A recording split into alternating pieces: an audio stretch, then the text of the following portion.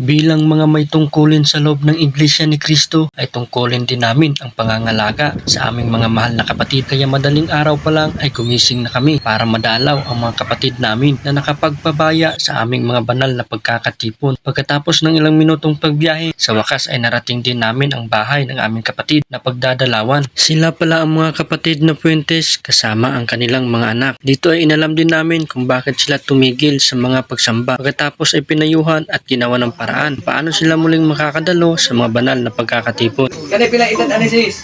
Kuan, size, Size kare. city. Kato mo'y 12, mga 12. Tulo sila pasimbaw na to. Kunyang Domingo. Makuha ko na ako na dire. Iliso na rin mo na ako. Alas 7. Alas 7.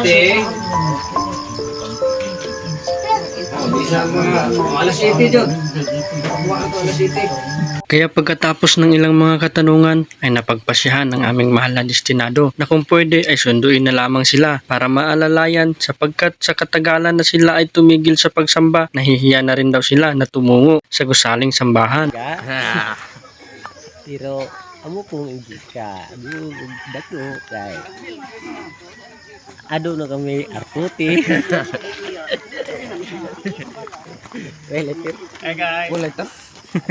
Ako ibang buya ko. Sino